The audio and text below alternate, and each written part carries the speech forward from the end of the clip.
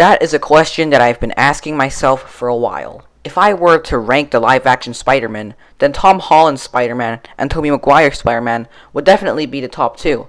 But my main question is, who would be number one? And that's what I'm going to try to cover in this video. Now, I don't really know how to compare these two. I was originally going to make this video ranking and ranting about every live-action Spider-Man, including Andrew Garfield, but then I realized that it was obvious that his iteration would be at the bottom of the list, so I'm not going to bother talking about him too much in this video. The thing with Holland and Maguire Spider-Man is that they're both good iterations, but for not the same reasons. They both do amazing things with the character and are completely different. I feel like everything that Raimi's Spider-Man did wrong, MCU Spidey does right. But everything that the Raimi trilogy does right, MCU Spidey does wrong. I don't even know about the Spider-Man movie anymore. I've heard people say Homecoming is a good movie but not a good Spider-Man movie so many times that now I feel like it's lost all meaning. So I'm here to get to the bottom of this question. The thing is, with Andrew Garfield's Spider-Man and Sam Raimi's Spider-Man, they both have the same story elements and assets. Sure, they're both executed very differently, but they are still more or less the same storytelling assets. With great power comes great responsibility, the spider bite, the love interest, the idea of the Spider-Man persona being a curse. Yeah, the thing with Homecoming, and if not Peter's entire character in the MCU, is that directors and writers wanted to make him different and make him unique. Making MCU's Spider-Man completely different and inaccurate might fit for the MCU, but I feel very let down to see this new version that doesn't resemble the character I grew up with at all. Let me say some good things and contrasting things about MCU Spidey and Raimi Spidey. Raimi's Spider-Man definitely feels like Spider-Man, and I would certainly call Maguire an accurate Spider-Man. Accurate to Steve Ditko's Spider-Man. Now, I'm not saying he's totally accurate, I'm just saying he is accurate, because I can clearly see some Ditko Spider-Man sprinkled into his character. He doesn't make any jokes, he struggles with the Spider-Man persona, he learns lessons. Yeah, with Holland's Spider-Man, I guess he's accurate in the sense of being quippy like the Spider-Man from the Ultimate Comics. He's young, short, and just acts similar. So why do I feel like I don't like him?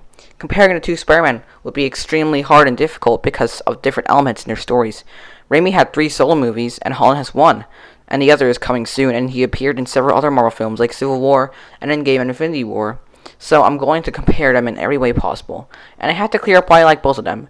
Raimi had greatness and defined Spider-Man's world better than the Amazing Spider-Man and the MCU. They defined his inner thoughts, demons, and the way he acted, and they made him out to be a great hero and gave him the shine he needed and deserved. By the end of Spider-Man 2, he learned how to be Spider-Man, and in Spider-Man 3, he does some weird stuff. Spider-Man 3 is about Peter becoming too cocky and full of himself with his powers, and his Spider-Man persona. Holland's Spider-Man I like because he's young, he looks the part, and he quips. The movies have this kid-like soul and are very lighthearted and fun. Holland was extremely enjoyable, and I feel like Far From Home will be as well. Raimi has 3 movies, 1 amazing, 1 good, and 1 bland and mediocre.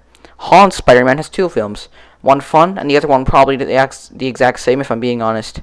I guess you could say Homecoming feels it feeling like Spider-Man and representing the hero we all know and love, but excels at making a fun superhero flick different from every other Marvel movie.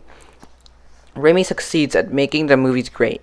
One movie is fun and lovable, the other one is great and empowering.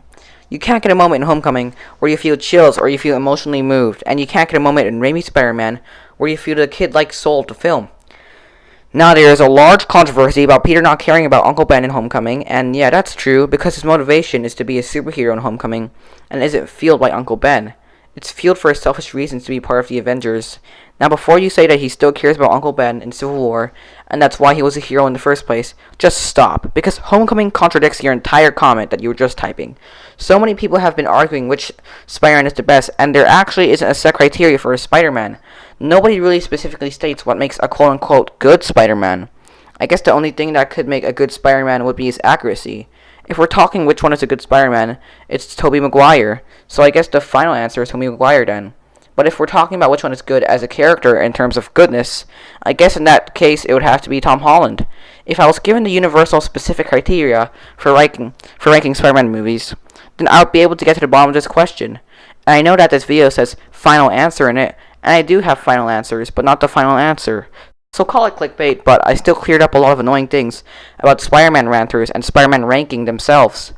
And I did give the final answer under 2 different conditions. So conclusion, this question is extremely vague, even more vague than it sounds, so I can't answer it. In the meantime, we can all agree that Spider-Verse is the best Spider-Man movie. Bye.